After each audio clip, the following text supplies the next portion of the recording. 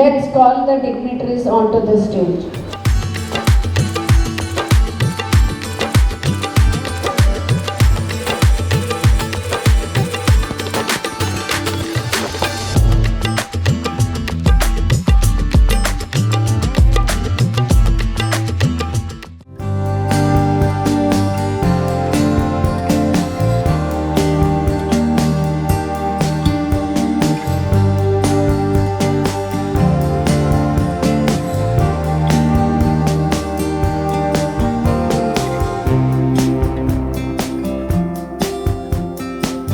We declare our unflinching loyalty to our national flag and maintain that its course shall be our course and that each individual amongst us will make genuine efforts to add to its luster and glory and make it fly proudly aloof in the comity of nations.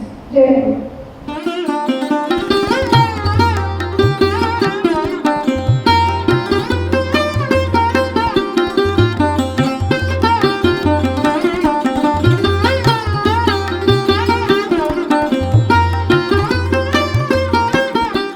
మనుషులు వ్యక్తిత్వం వల్ల ఎదుగుతారు. చాలా చిన్న స్థాయి నుంచి కష్టపడి ఈ స్థాయికి ఎదిగిన శ్రీదేవి ఎప్పుడు నేల మీదే ఉంది. అంతేనా, తన పేరు శాశ్వతంగా నేల మీద ఉండిపోతుంది.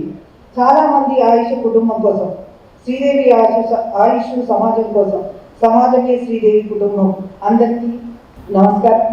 తనను సత్కరించుకుంటున్నందుకు మనందరం కృతజ్ఞతలు చెప్పుకోవాలి.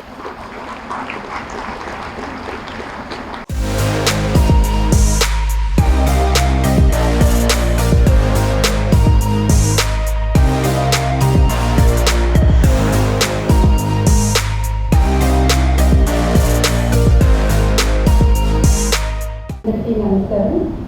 రామాయణం హైలైట్ అవడానికి కారణం ఒక లేడీ, ఆమె పేరే సీత. సీత గారు ఇంత చక్కటి కార్యక్రమాన్ని రూపుదిద్దుతున్నందుకు నమస్కారాలు. ఇందాక ఈ ప్రాంతంలో మొదట నేను అడుగుపెట్టినప్పుడు పైన మేడ మీద రూమ్ చూపిస్తున్నారండి. చూపించినప్పుడు రూమ్ వెతుకుంటూ ఉంటే సడన్గా ఏదో తెలియని ఒక పాజిటివ్ వైబ్రేషన్స్ నాకు ఏదో కనిపిస్తున్నాయి. అది ఎంతసేపటికి పోవటం లేదు. కాసేపు అయ్యాక ఆలోచించాను అనమాట, ఏంటి వైబ్రేషన్స్ ఎంత పాజిటివ్గా వస్తున్నాయి, ఏంటి రీజన్ అని ఆలోచిస్తే ఇక్కడ నాకు తెలిసి 70% అందరూ లేడీసే ఉన్నారేమో కదా. సో ఆడవాళ్ళు ఎక్కడుంటే అక్కడ యాక్టివ్గా ఉండటం, ఆనందంగా ఉండటం, ఎక్కడైతే ఆనందంగా ఉంటామో అక్కడ ఆటోమేటిక్గా పాజిటివ్ వైబ్రేషన్స్ రావాల్సిందే కదా. సో అందరికీ మహిళా దినోత్సవ శుభాకాంక్షలు. ఇందాక సార్ చెప్పారు, ఇప్పటికీ కొంతమంది లేడీస్ ఏం చేస్తున్నారు, మేము మదర్ ఏం చేస్తున్నారు అంటే హౌస్ వైఫ్ అని సింపుల్గా చెప్పేస్తున్నారు. సో హౌస్ వైఫ్ చేసిన పనులన్నీ ఒకసారి మగవాళ్ళు చేసి చూడమందాం, ఒక 1 month ఛాన్స్ ఇచ్చి చూద్దాం.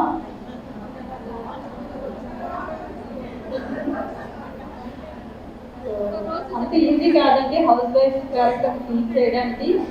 సో హౌస్ వైఫ్ అనే పదానికి చాలా మంచి ఒక ఉదాహరణగా చెప్పండి. సింపుల్గా మా మదర్ హౌస్ వైఫ్ అని ఎవరు కూడా చిన్నపిల్లలైనా పెద్దవాళ్ళైనా మా మిస్సెస్ హౌస్ వైఫ్ అని కూడా ఈజీగా చెప్పకండి. అది అంత ఈజీ పని అయితే కాదు.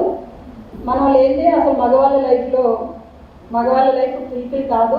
అందుకనేనేమో ఆ దేవుళ్ళు సైతం ఈశ్వరుడే తన భార్యని సగంగా పెట్టుకొని మన పవర్ ఏంటో ఆయన చూపించుకున్నారు.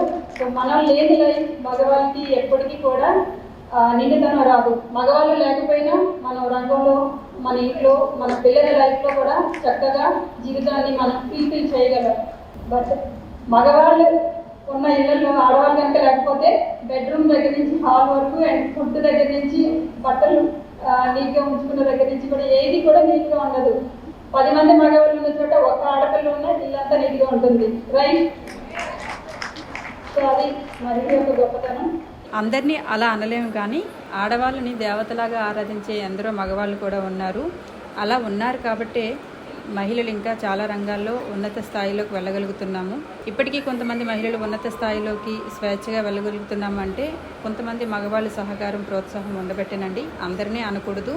కొంతమంది ఇంకా మాకు స్వేచ్ఛను ఇవ్వడానికి కొంచెం ఆలోచిస్తున్నారు. దయచేసి మాకు పూర్తి స్వేచ్ఛను కనుక మేము చేసే మంచి కార్యక్రమాలకు పూర్తి స్వేచ్ఛను కనుక మాకు అందిస్తే మేము ఇంకా ఉన్నతమైన రంగంలో పై స్థాయిలకు వెళ్ళి ఇంకా ఎన్నో మంచి కార్యక్రమాలు చేసే అవకాశాలని మీరు మాకు అందించిన వారు అవుతారు. అందరూ సమానమేనండి. ఒకరినొకరు గౌరవించుకుంటూ సొసైటీలో అందరం కలిసి ముందడుగు వేసి సొసైటీకి ఉపయోగపడే మంచి కార్యక్రమాల్లో మనం అందరం కలిసి ముందడుగు వేద్దాం. ఇక నా గురించి చెప్పుకుంటే నేను ఇప్పటికీ 6 years నుంచి ఈ సేవా రంగంలో కంటిన్యూ అవుతున్నాను. ఎన్నో ఆటపోట్లు ఎదుర్కొన్నా కూడా ఒక అమ్మాయిగా, ఒక మహిళగా ఎన్ని దుష్ట శక్తులు నన్ను వెంట ఉండి లాగాలని పడగొట్టాలని చూసినా మన ఆడవాళ్ళం ఆదిపర శక్తులం కదా, తిరిగి వాళ్ళపైన రేపు అవ్వగలం, కానీ మనం ఎక్కడ పడకూడదు, పడనివ్వం కూడా. సో అది మహిళ యొక్క గొప్పతనం. మరి ఈ సేవా కార్యక్రమంలో నేను ఇంకా చాలా చేయాల్సి ఉన్నాయి. ఇక చేస్తున్నదైతే ఇప్పటివరకు చేస్తున్నదైతే చాలా తక్కువ.